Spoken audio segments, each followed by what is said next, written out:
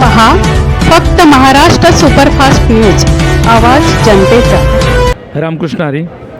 ओम Gurudev railway प्रवासी भजन मंडळ मोरेगाव नालासोपारा पूर्व गेली सातत्याने 26 वर्षे हा कार्यक्रम या मंडळाच्या मार्फत आम्ही केला जातो की निवळ स्पर्धा म्हणून आयोजित म्हणून आम्ही हा दुसऱ्याची परस्पर स्पर्धा म्हणून करत नाही, तरी लोकांनी काहीतरी आमच्या कार्यक्रमातून बोध घ्यावा।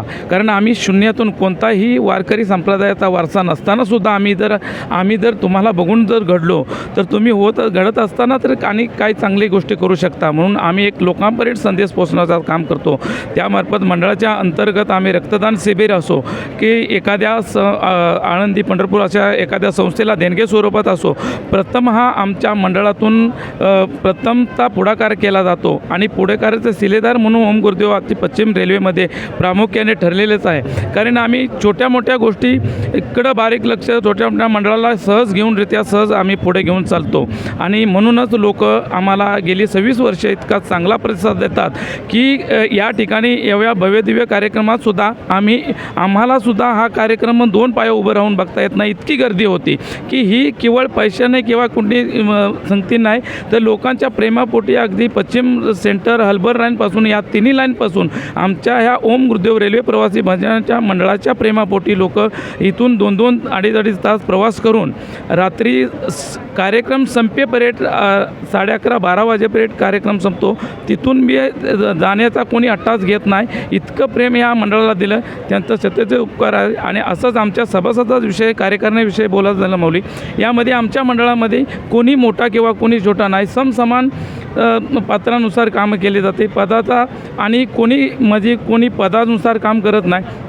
इथं अगदी अध्यक्षापासून ते एकदम सेक्रेटरी असो खजिनदार समसमान कामं ज्याला दिसेल ते काम तो प्रत्येक आपापल्या परीनं करतो।